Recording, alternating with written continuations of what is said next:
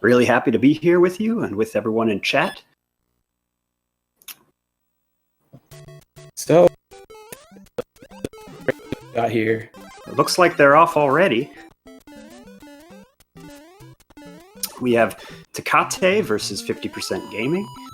Tecate has a personal best of 1912, and 50% Gaming actually set a new PB last night, 1945. So he's hot. He is hot, and he's coming off of a win as well. Just quickly here in 1-1, I noticed Tecate grabbed the power-up. I think he's a big fire Mario runner, so he's probably going to grab the power-up in 1-1 and the fire in 1-2. But it looks like 50 is staying small. Yeah, interesting. Let's see if 50 takes 1-2 safe. He does take it a little safe in a way that I've not seen most players, but he's going to be looking to set up a small fire. He's going to grab a power-up in 1-3 most likely, and then look to set up his small fire in 1-4 at the X in a meeting with Bowser. Yeah, 1-2 when you're small Mario there without fire, 1-2 is not a trivial stage at all. So I think that was a pretty cool strat to kick the Koopa there and not have to go through the tunnel, the 80% strat, which is quite risky. Yeah, let's see how 50 grabs this mushroom. He grabs it quite nicely, actually. He might be able to beat 6 fireworks with that grab. It looks like he will have to slow down or he's going to take 6 fireworks here. So he notices that and he does slow down. Tecate through perfectly as well. Yeah, it's good looking out. It's sometimes hard to remember to pay attention to the timer there when you're, especially if you're in a race setting, but he noticed Absolutely. It and slowed down. So what you're going to want to look out for is 50%. It's going to want to jump to the right of Bowser and grab the axe at the same time that Bowser hits him, and it looks like he did set it up correctly. Yeah, so he set up the small fire glitch, which if anybody in chat doesn't know what that is, it's a glitch that allows you to obtain fire and remain in small Mario form. The disadvantage, though, is it takes a bit of time to set up, so that's why you see Tecate pull ahead right here, is that he didn't have to set up the glitch. But the disadvantage is he's bigger Mario, which can be a little trickier to navigate in certain sections.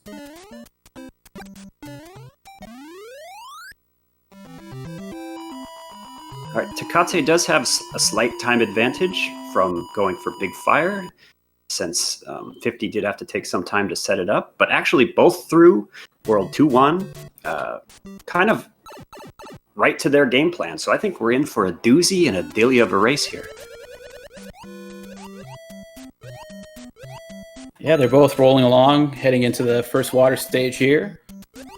Some of these patterns in this stage can be a bit tricky, especially if you're in the big Mario form, as Tecate is. You have a bit of an advantage to small fire Mario, where you're half the size of the typical hitbox, and therefore can dodge these various bloopers and crabs.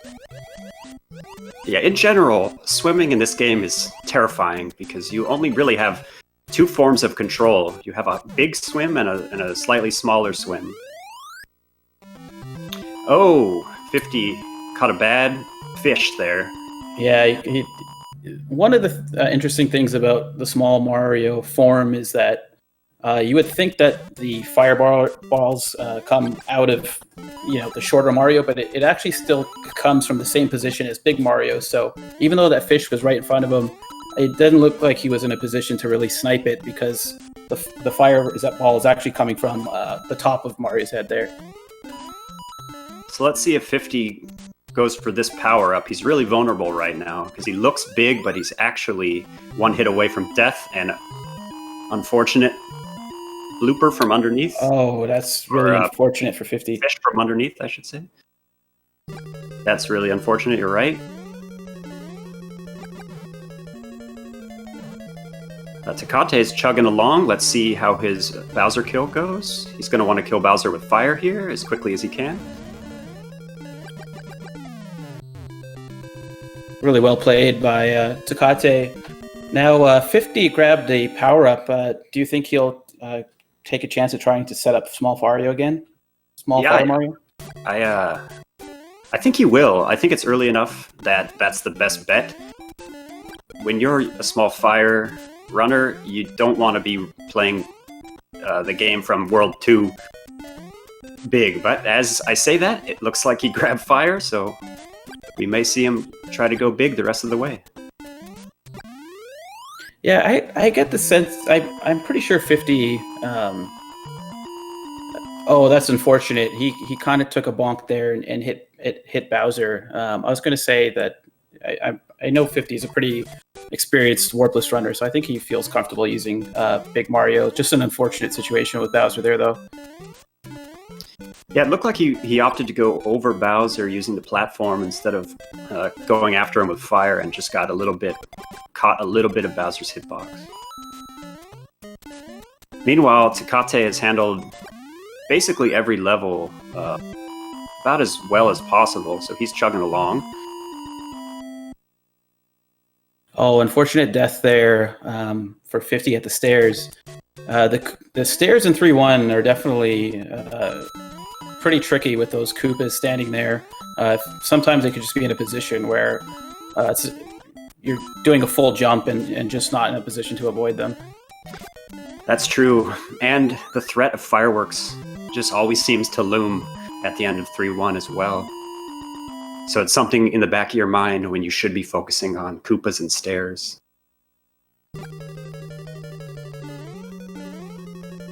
Now we get to see if Tecate is on his spreadsheet, as we say, if he can follow his notes. So let's see how he handles this. So he did slow down, meaning he's either not on his notes or he had a pattern that he wasn't comfortable with.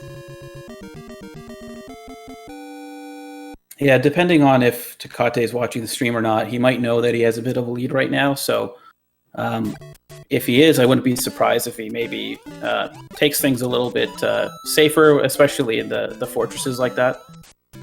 That's a really good point.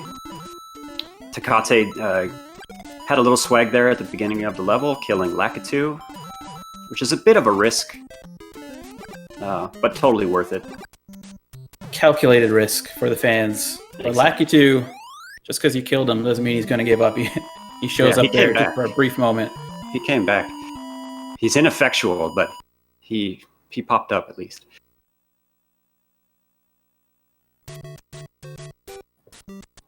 So 50 here entering 3-4.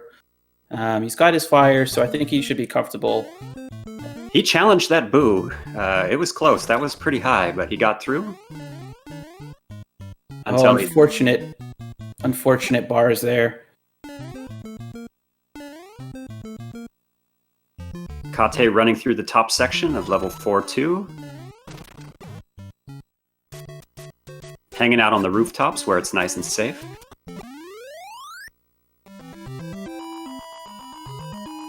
And that was a game over, it looks like, for 50, which is probably why he seemed hesitant to continue after that bar hit him. He's back in 3-1. Yeah, it looked unfortunate. He took a damage on a section there, and it looked like he got stuck for a moment just at the block beneath the bars, but unfortunately resulted in a death, and he had to take the game over there. But using the continue code, he's back in it.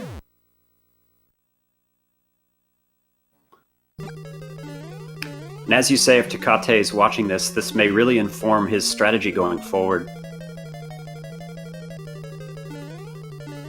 But at the same time, Tecate is actually coming from behind in the tournament now. He had a loss to Xerox Fiend yesterday, so he may be thinking that something like average time, which is one of the tiebreakers after the group stage, might come into effect. So he's probably looking to put as good a time down as he can. Yeah, that's an excellent point to point out that the times you get in these races do matter. With 4 people in each section of the bracket, there's definitely the potential for ties, and the time that you get can determine if you make it to the next round or not.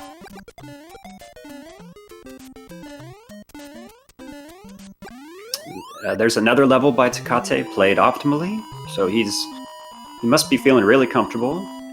He actually had a really good race last night for almost the entire run, so I'm sure he's feeling confident about his prep and his skills right now. 50 with a expert dodge over the Podoboo there. He got the really high Podoboo and slowed down just perfectly to get over it. Having some trouble with Bowser's fire there, but he gets through, hits the hammer, and gets his revenge on 3-4. Yeah, I think he just backed up to take a wide view, a panorama, if you will, and just take it all in, enjoy the sights and sounds of 3-4.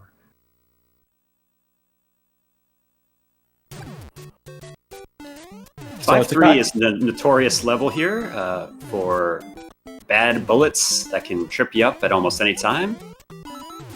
That's exactly what I was going to say. Sometimes you can get trapped on those platforms with the bullets just above you and not really in a position to jump, and it's hard to slow down and stop when you're going full speed landing on those platforms. So Tecate handled that pretty well and got some pretty favorable bullet patterns as well. Absolutely. He only had one build that looked like it made him slow down, but he handled it really well.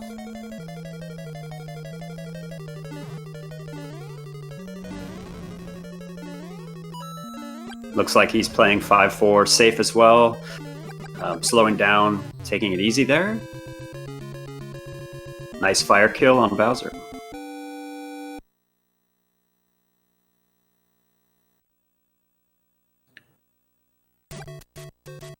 So 50 taking bottom route with did he take bottom route there? I actually didn't catch that. I thought I saw him up top. Oh, okay, never mind. I think I just caught the end of that. He was skulking about up top. I was pretty sure. I was about to say that it's a bold move with small Mario there, but my eyes were deceiving me. No issues again for Tecate.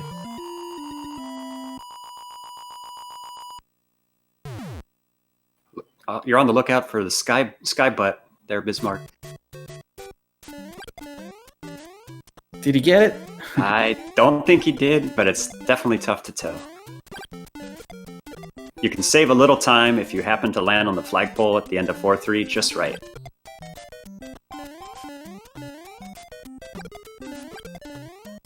So 6-2 is really cool level, especially when you have fire. You can just kind of snipe all those plants. Tecate there with the swag bump off the Koopa to get over the stairs there. That was really well handled. 50 working his way through the maze and into a pretty dang old treacherous Bowser arena and handled it well. Yeah, the 4-4 with the introduction of the Podoboo there in right where Bowser is can kind of trap you there sometimes. Who dog? Did you see Tecate got some pretty annoying bullets there, but handled them great.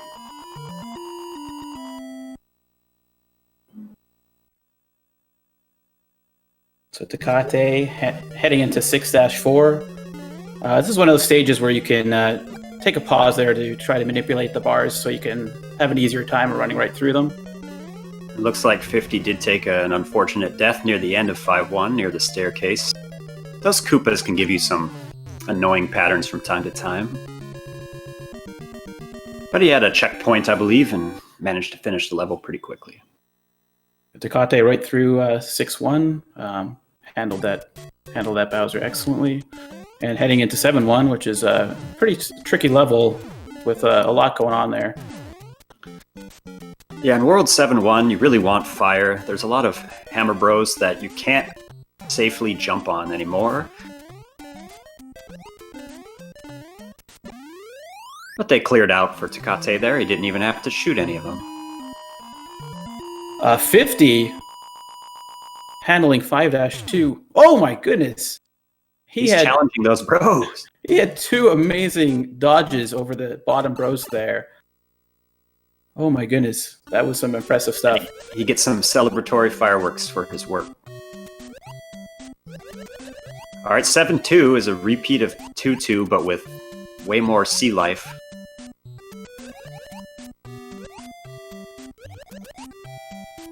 Oh, 50's getting the bills now.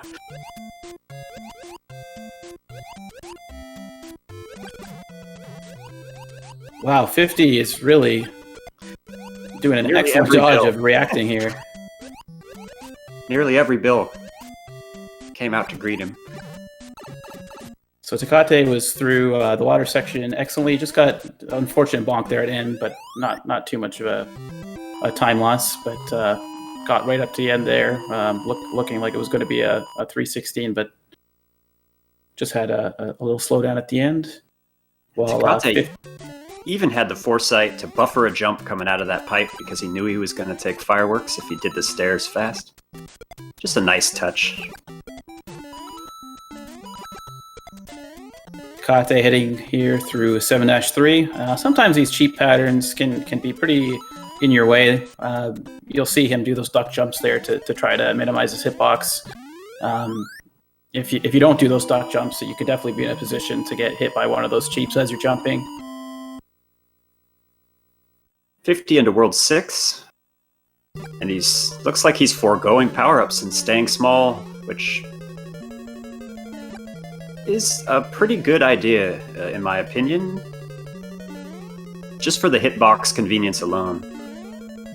It seems to be paying off. I mean, he's really played an excellent World 5 and 6 with small so far, while Tecate just gets a pretty slick kill there. Playing limbo with that final hammer. Now 6-2, which 50 is traversing through, really tough stage as small Mario. You don't have the ability to just snipe these piranhas, so you have to either do pipe jumps, but unfortunately he got killed by that piranha plant on the stairs right at the end. I mean, if the stairs weren't hard enough, they throw a piranha plant and a Koopa jumping at you there. And unfortunately, that looked like another game over and continue for 50, so he's probably at about plan C or plan D right now as far as his race plan is going. And Tecate with an excellent 8-1, 199 on the clock, was really, really good. Yeah, Tecate managing to bring fire into World 8, which is kind of a really key time save that if you manage to come in with fire, World 8 becomes quite easy.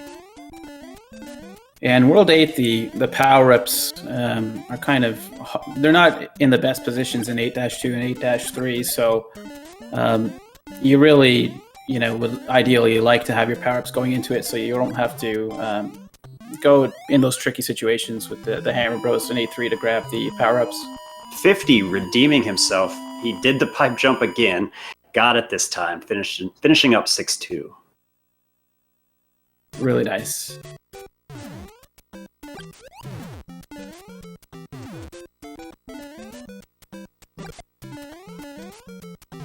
Now Tecate's in the home stretch here. It's looking like he might put down a really good time as well. Yeah, I mean, Tecate, really, the errors have been few and far between, and the sections that he's chosen to take safeties or slow down have been, I think, really smart decisions where he's avoided any sort of treacherous situation while not losing too much time. So I think he's going to throw down an impressive run here. Yeah, I think it's damage list so far. Dare I say he can finish it up.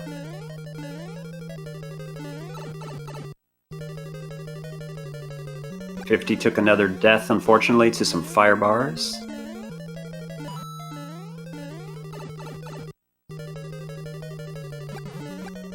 So 50 with a chance at redemption with these bars, while Tecate's just entering the final pipe with the last water section before the final Bowser Hammer.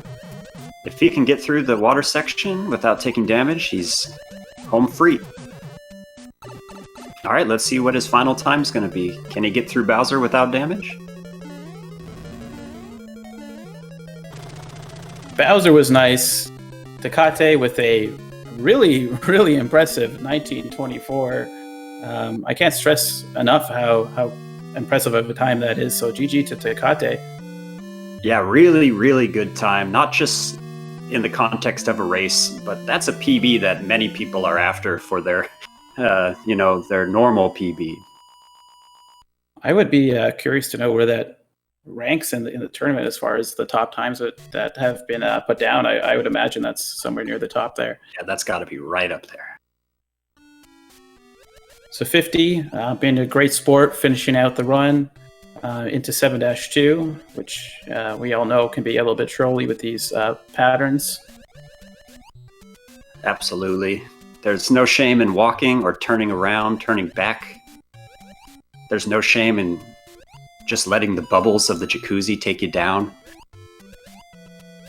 And I just got word looking at chat here that that time was actually 3 seconds away from Tecate's console PB. I believe his current Warpless PB is on keyboard with emulator, so that's a pretty amazing feat to do in a race. Well, that is an interesting wrinkle. I did not know that he's playing with a controller on a console. Tecate is famously a mechanical keyboard user. Yeah, I know he definitely plays any percent with keyboard for both Lost Levels and SMB 1, but as far as I understand, he does use controller for, I think, most other NES games. All right, 50 had a nice swim there, and now he's handling 7-3 by just simply not slowing down and jumping when appropriate. Nice level there, 50. Really well played. So fortunately, 7-4. Hey, y'all. Hey, Tecate. Tecate snuck up on me. How's it going? Congratulations. I was like trying to find a good spot. Well, I'll just interrupt and just say, GG, excellent performance. I mean, 1924 in a race setting, which I've come to learn that is 3 seconds from your console PB. Amazing run. How do you feel about your performance? Really dang happy. I was so happy with my performance against Xerox as well yesterday, and I had like a really awful pattern 7-2 and then one missed jump in 8-2. So I took the end of 8-2 a little extra safe, and we happened to pull off a no-hit run. I didn't even get hit by Bowser's hammers, so you got to feel good about a hitless run. Yeah, as I was thinking, like, because I'm focusing on both you and 50, as I was looking at the time and just seeing how fast it was, I was just like, this is a damageless run. It just, I don't know, like, you just played so flawlessly, but it almost snuck up on me. Yeah, I mean, I had a couple little things here and there. Like 2-2, I had to play the section safe, but like really the only mistakes I had were maybe a couple of bonks in a couple of spots and missing the wall jump. So I could have played a lot faster. For example, I never ended up on a good part of my spreadsheet. I had to take 3-4 safe because it was an awful pattern. I had to take 5-4 safe because I was like a frame rule off of a good pattern, and I was actually on a beatable pattern for fast 6-4, but I just decided to play it safe since it was under-over, and that's my least comfortable pattern in 6-4 on the spreadsheet. But it was cool to stay on the spreadsheet for the whole run, but yeah, I mean, if it was a PB attempt, I would have been going for those things. So I'm curious about 5-3, and if that's marked on your spreadsheet. You look like you had one tricky build that caused you to slow down slightly. Yeah, I overslowed down for there's like the build that's like one tile right on top of that platform before you make the jump to squish the Goomba, and I slowed down a little too much there, which kind of caused things to get a little wonky there. But I don't actually have 5-3 marked out on the spreadsheet or anything. I just react to 5-3 always. Even when I did PB attempts, I would just react to 5-3. But I've got generally a good plan to react to all the bills, as long as I don't screw up too much to kind of really throw the patterns off, like where you're not expecting the bills to be, wow, 50. That was a Yeah. Oh, Man, I really wanted that PVG to hit. That was insane. But yeah, I mean, 5-3 was mostly just me reacting, and I just slowed down a little too much at one point. Yeah, Bismarck and I were speculating when we saw you play 3-4 safe, whether or not you were watching 50 and he had struggled a little in the early game, or if you just caught a bad pattern. I guess you said it was just too risky of a pattern for you. Yeah, I had nothing open, just my a TV, my console, and my live split, my spreadsheet, and SRL. That was all I had open. Yeah, it's interesting. Coming into the home stretch here, at least. Yeah, 50 into 8-4. One life, kind of frightening. Let's root for 50 here in this 8-4.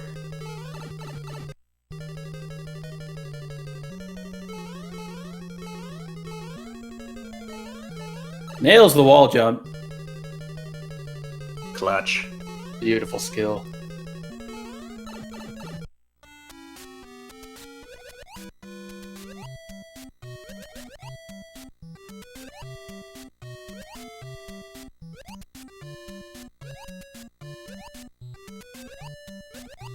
One last room. Potaboo and Bowser, let's be nice.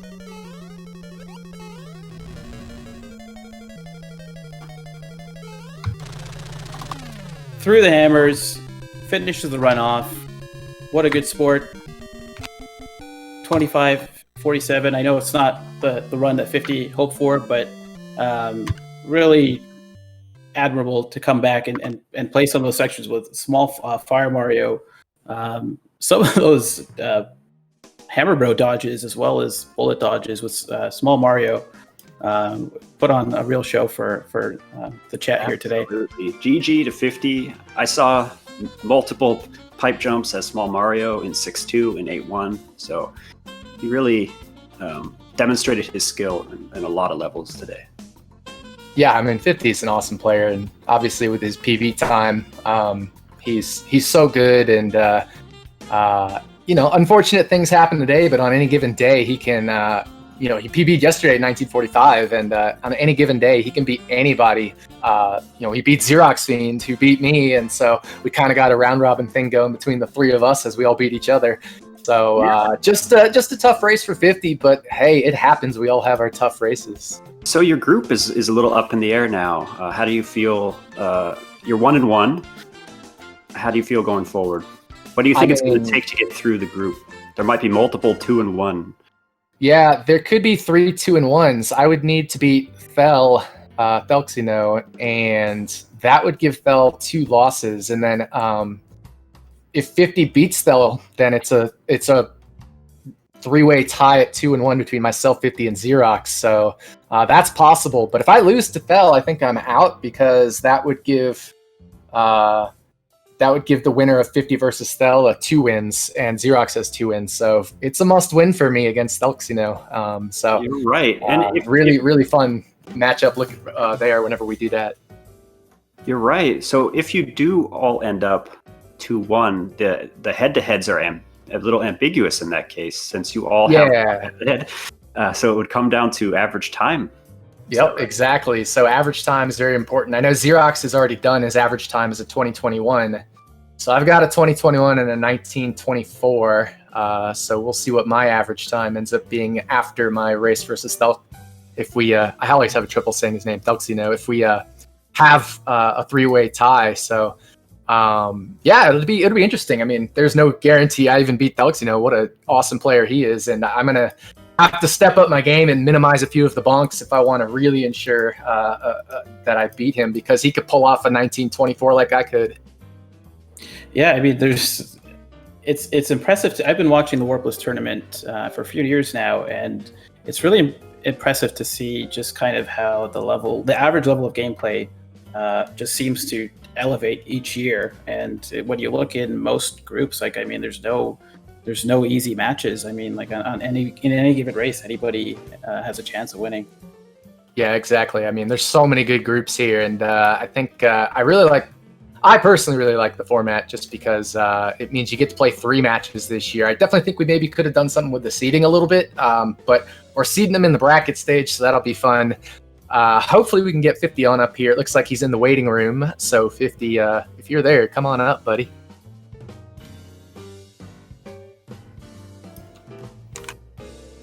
Yeah, I see 50. He's just in the staging chat here. He's about to join in. There he is. 50. Sorry about that. Hey guys, what's up? Oh, there we go. Okay, I just couldn't hear you at first. GG on completing the race there. I know things probably didn't pan out the way you had planned, but we were really entertained with some of the jumps that you're going for, the pipe jumps, the hammer bro dodges. It was really fun to see you finish that race out. Any thoughts about kind of how things started to unravel like early on, and that what was your kind of game plan moving forward? It was 2-2 gave me some absolutely horrific fish patterns, like some of the worst I've ever seen in my life, and it honestly put me on tilt really bad. And then from timer, so I was looking at that a lot, and I actually tried to fix that in 3-4. That's when I got my first game overs. I didn't even realize that I was standing where a fire bar was about to hit me. So that was my first game over. At that point in time, I was just like, let's have some fun with this. Let's do some neat things. Try and see what we can mess around with. And I know I saw somebody was talking about how I wasn't even doing the intentional death thing to try and refill lives. I was just like, it was one of those YOLO things. Let's just see if we can clutch some stuff out and have fun with it. Yeah, I noticed the 2-2 pattern you're talking about, where the fish cluster around the coral. It's never nice to see. Yeah, it was rough. It was rough. I'm predominantly a small fire runner. So the second I'm out of that glitch state, it makes the rest of the run very difficult for me. I've always had problems. I need to just go ahead and do this. I've always had problems being like, I should power up here and try and get small fire again, when honestly, I can run the whole game with small Mario with no fire pretty decently well, a lot better than a 2547. So that's what I should have done at the end of the day. Did you take any consideration into setting up the small fire again, or? I tried one more time. I want to say I was attempting to in 2-4, and then I got hit again because I didn't clear Bowser properly when I saw him. I was trying to read the pattern. I thought he was going forward, so I tried to just jump over him, and he was going backwards. It was a visual mistake on my part. So after that point in time, I was just like, eh. I wanted to mention, again, Tecate brought it up, that you PB'd just last night. So GG, you must have been either coming in full of confidence, or you came in kind of like where all the adrenaline is gone because you just accomplished something. How do you feel about that? I think that was part of it. I was just like, I was actually, to be honest, I was disappointed with my PB last night. It was only 4 seconds, and I feel like I've got a lot better in me. So it put me in this really, really weird headspace where I was just like, I'm not, and I need to get out of it. It was just one of those, I'm not as good as I could be doing, blah, blah, blah things, which is the worst mentality you can have going into a race, especially against someone as accomplished as Tecate. I needed to have more of a smile on my face. Honestly, that's what I did. Is halfway through the run, I just pulled the restream back up and started messing around with everybody in chat, and it made me feel a lot better. And I was just like, I got a little bit of confidence back and started running a little better at that point in time. Yeah, I definitely noticed in World 5. Go ahead, Bismarck. Oh, I was just going to say, I just kind of noticed in World 5, things really started to pick up, and it looked like you were having some fun, and you got through like World 5 pretty impressively, at least, especially the second half there. But Mustache, finish with what you were going to say there? I caught 50's PB yesterday, and yeah, he had kind of a reverse pop-off where he was unhappy as he finished. Yeah. I've had those too, 50. I totally get it. Yeah, I'm actually not even going to submit the run yet to speedrun.com because the last half of it is just me complaining a lot. And it's okay. I'd reject it anyway. No, I'm just kidding. Yeah, no, you're familiar with my channel. I'm not the kindest person. I'm a very mature rated streamer, so I don't think that needs to be on speedrun.com anyway. I just wanted to. We were talking about the position of the bracket right now. It's kind of wide open. Do you have any thoughts on your next match coming up there, 50? Hey, I'm up against Thel, and I'm not 100% sure. I haven't gotten to catch many of his runs. The few that I have, he's doing way tricks are way more advanced than I'm used to. So I have a pretty good confidence that he's gonna kind of smoke me a little bit here, and it's gonna come down to how him and Tecate's race comes up. I'm assuming it's gonna end up as a few of us are gonna be at 2-1 and it's gonna come down to the average times of our runs. So I think I said it last time. I was calling Tecate and Thel to move on, and I might double down on that right here. I mean, at this point, yeah, it's anybody's bracket to take, and we were just commenting earlier about how every year this tournament happens, like the level of gameplay just seems to elevate to another level, and it's up to the point now where everywhere you look in the bracket, there's just really strong runners. Oh yeah, there's no tiptoeing around it this year. Like last year, you could mess around a little bit and be okay, but this year it's just like the caliber of people that are playing is just insane. It's incredible. So a quick question. So for both of you, I'll just go with Tecate first. So are you ready for your next race? Could you do it right now, or do you think there's some specific practice you want to get in before your next race? I could do it now without practice, but I couldn't do it right now because my adrenaline is just, holy crap. I don't think I'd be able to run another race after that. My heart is like, it was pounding there just because I should say only one other time really I think I've had a hitless run on console, and I've never done PB attempts on console. I've always done race strats on console because the last time I was doing console attempts was for GDQX. So I ran Supersonic in a Warpless race there. So the fact that I had a chance to beat my console PB, I was shaking. So I don't think I have a whole lot extra I really want or need to work on. I just couldn't right now because I'm still shaking. And I'm just gonna go ahead and before I even answer the question, I want to go ahead and say GG's to you, Tecate. That is an incredible time. That 1924 is beautiful. I actually got to watch half of your run once I pulled the restream up and kind of watched you go through, and you're just blazing through it, man. That was incredible. Thank that was you. Absolutely incredible. I appreciate it, dude. As for whether or not I'd want to run a race right now, no, absolutely not. I need a night to kind of digest what just occurred, and I will say you got 50% of 50 minutes. There you go. That's true. See, right on brand. We were completely on brand, everybody. So I guess I just wanted to turn it to you guys and just see if you have any final thoughts before we cut stream here. I have nothing else to say other than it was really fun to race my good friend 50. He's one of my really best friends in the speedrunning community and Twitch community, and hopefully after all of this pandemic stuff ends, we can hang out in person again. Yeah, we need to have a Tecate with the Tecate again. I just want to once more always thank the people that are putting this together, Speedrun Lives, also Rupert and everybody else, all the commentators. Like, it's incredible that they do this for us every year. I super appreciate it. It's an incredible thing for all of us as runners, because we just get to show up, hang out, and have fun while they're doing all this work behind the scenes. So that's super nice. And also, if anyone, just like we did on Saturday and on Sunday and on Monday, if anybody's interested, just hit up any of the runners. It's such an awesome community. Everyone's always willing to help anybody. If you're interested in learning this, hit one of us up. We'll help you out any day. Excellent. And I just wanted to mirror your comment about SpeedGaming and all the people involved in running this tournament. It's been flawless and seamless so far. With that, I would just like to say, make sure to go ahead and follow Tecate and follow 50% Gaming if you're not already. If you're not already, you're missing out. Mario runs and definitely several other games, and just like a good time overall. And with that, I would just like to say GG again, and thanks to Mustache for co-hosting. Yeah, thank you guys for commentating, and thanks, guys. Thanks, Rupert. Thanks, SpeedGaming. Y'all are the best.